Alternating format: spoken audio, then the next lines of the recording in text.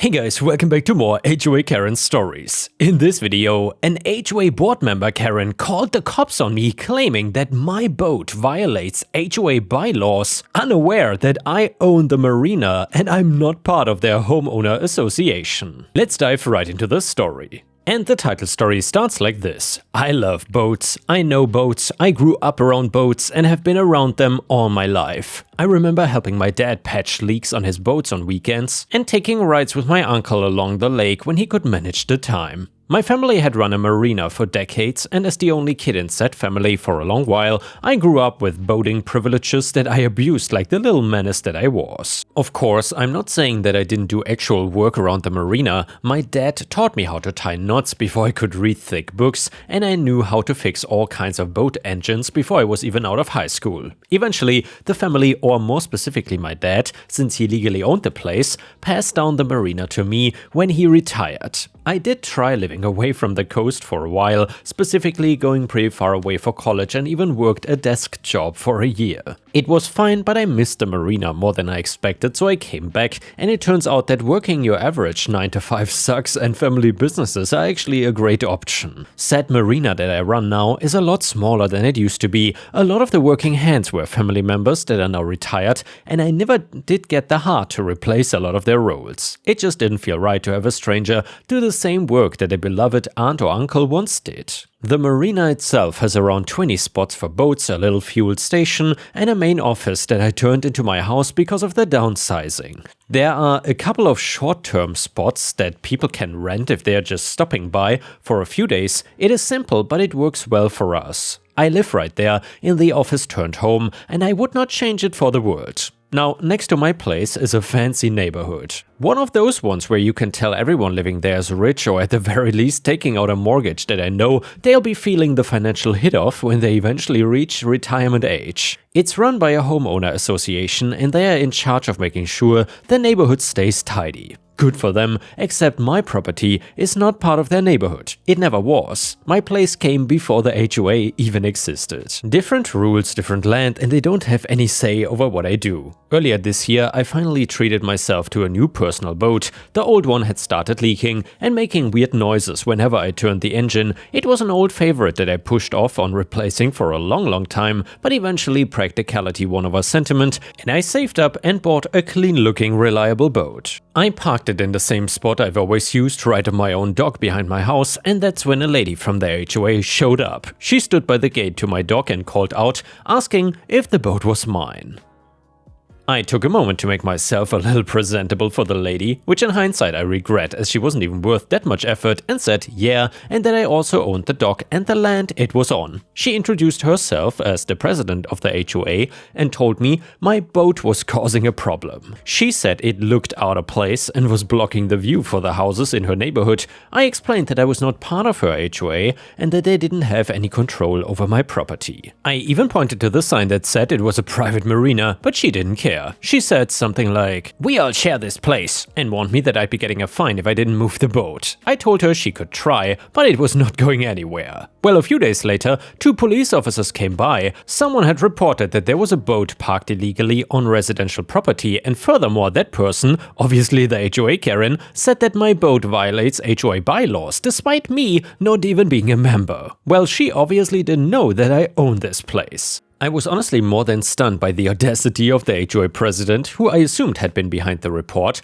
but still showed them all the papers I got. It was proof that I owned the land, that I had permission to run the marina, and that my boat is registered properly. They looked everything over, said I was good, apologized for the inconvenience, and left. I thought that would be the end of it, but I was very wrong. Very wrong. Over the next month, I had more surprise visits from random people and random inspectors, most of whom always started out by claiming that some kind of legal action would take place if I did not let them do their investigation. One guy had come to see if I was storing gas the wrong way. Another one came because someone complained about building a dock without permission, even though the dock has been there longer than the neighborhood. Someone else came saying they got a call that I was operating the marina without a license. All of them left when they realized nothing illegal was going on here. A lot of them apologized, and one even said that he was getting tired of being sent out on fake calls like that one. Meanwhile, I found out the HOA was sending out newsletters warning the people that usually frequented the marina not to interact with it.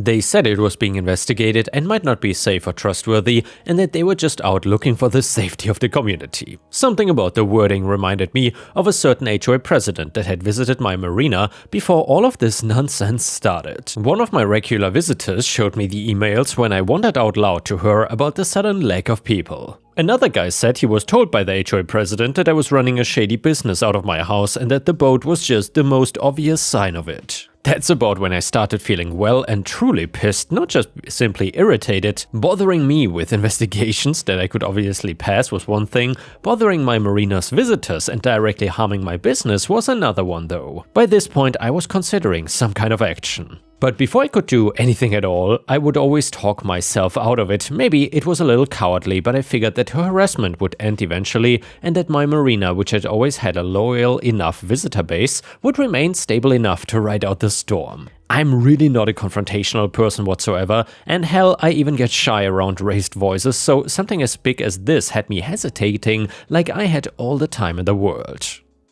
But then, some people from the neighborhood started showing up at weird times. A few walked around the outside of my dock, staring like they were trying to figure out what I was hiding. One man asked if he could get the key to the kayak rack. I had to explain that I don't have a kayak rack, but that I could point him towards some of the services the marina offered concerning other boats. He looked confused and said it was part of his HOA fees. That was news. Apparently, as the man told me, the HOA had started charging people for what they were calling marina access. One guy showed me a receipt where he paid extra to reserve a boat slip, which happened to be none other than my boat slip. He thought it was part of the community perks that came with paying all the HOA fees. I told him I'd never heard of him, never signed any agreement, and definitely wasn't offering space to anyone from the HOA.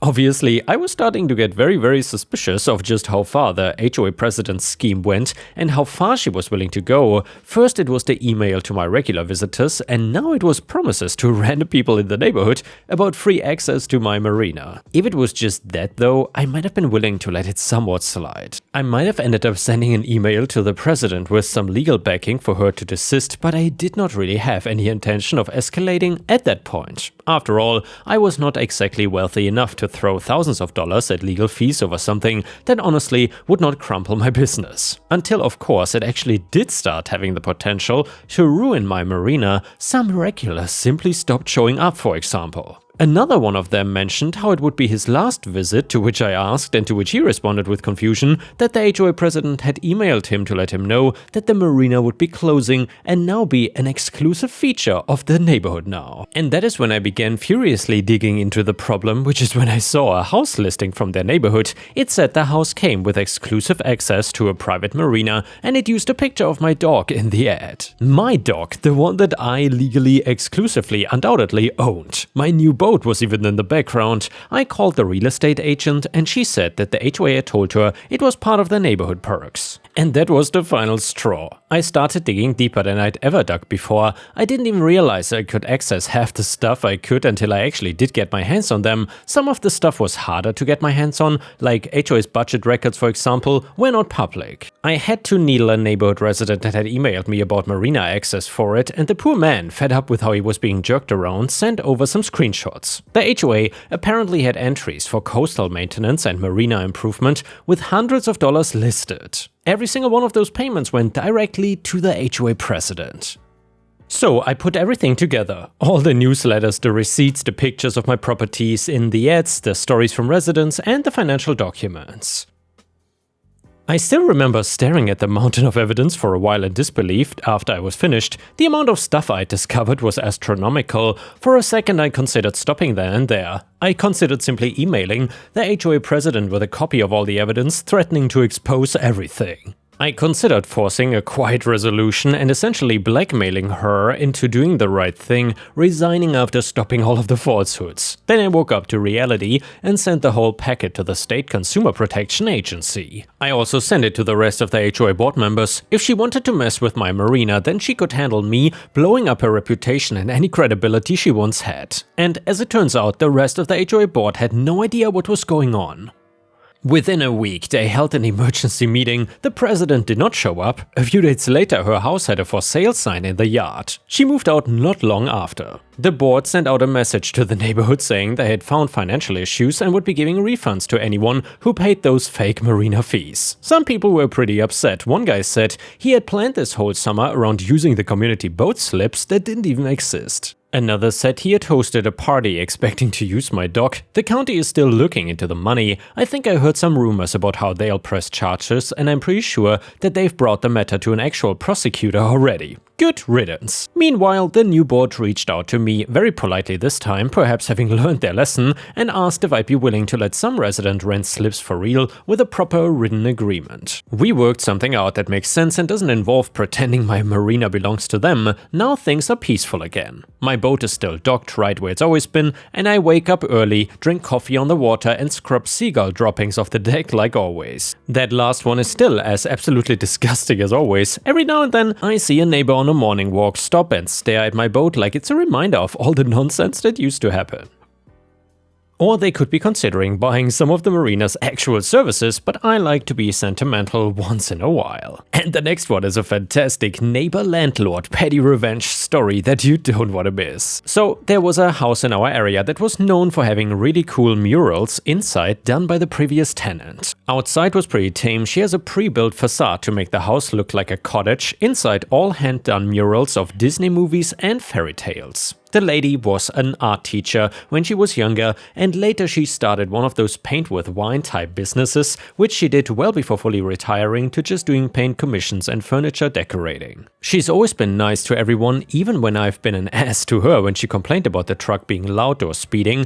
We worked that out and been friends since. She had an agreement with the original landlord about the art. Since it wasn't outside, it was not gonna be a problem. She's been living in that house since the mid-80s with promises of getting the house in time. Unfortunately, he passed before anything was signed and legitimized, and his kids took over. One of the sons visited the house to inspect it with his daughter, and apparently they fell in love and wanted the art house for his daughter. My neighbor didn't have a lease, which made the fight harder, and they used the art on the walls as an excuse to kick her out. She was devastated, but she was able to buy a property that fits her needs at the last minute in another state that had a full art studio area on the first floor. She originally wanted to leave the house as is without the cottage-looking front, but my friend offered to restore the house to Rebecca standards for free since he needed to figure out how to use powered paint sprayers. He also had a friend that did landscaping to help her with the front of the house. She agreed, and we moved all her furniture out to storage units, and my friend let her stay in his guest house free of charge if she did a mural on the living room wall. She had the house cleaned out in a week. On the second week, they buffed all the walls with sanders. All the murals from the front to back were gone. It just looked like blotches of color. My friend, being the ever-diligent painter that he is, masked anything that wasn't paint and sprayed Kills primer everywhere with his new toy sprayer. This thing was pretty badass. You can spray a whole wall in like 4 passes. After the paint dried, he used his Rebecca collection of colors to essentially kill the character of the house. Rebecca condition is what we call flipper houses. It's always the same damn colors, white with grays all over the house and the crappy dark tone pergo flooring. The floors were tiled, so he left it alone, but the walls were white semi-gloss. The wood paneling walls, trim, switch covers, outlet covers, counters and cabinets were sprayed in the most depressing shade of gray. The house looked dead inside when I went in to check it out. It was weird not seeing all the murals. The front of the house was the last project she agreed to give his landscaping friend. The bushes in exchange for the labor of removing the cottage facade without breaking it. The landscaper basically ripped everything out and just dumped gravel and sand with a boulder for decoration. This weekend I went to fix some problems at an old neighbor's house and noticed the house was still empty and asked the neighbor if I had seen anyone move in. He said earlier in the week there were some U-Hauls there, but none of them were unloaded, and that was the last time they remember seeing anyone there. Bet that daughter was in for a surprise when she saw the house get turned into a basic hellhole.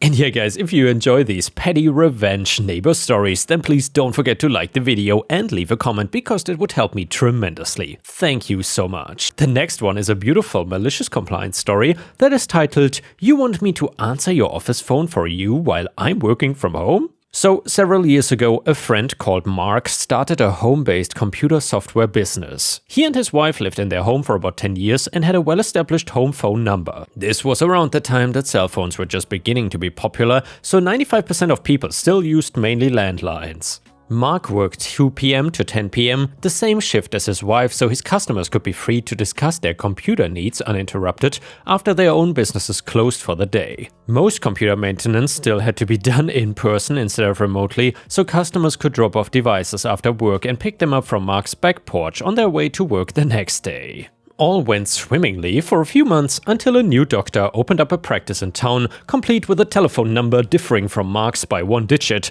Mark's number had a 3 where the medical office had an 8 in the last 4 number combination. Misdialing was frequent. At first there were occasional calls to which Mark would patiently redirect the caller. As time wore on and the practice got more and more referrals from local hospitals to give Dr. New in Town an established client base, the calls began to come at all hours, 24 hours a day. Weekends, nights, holidays, you name it.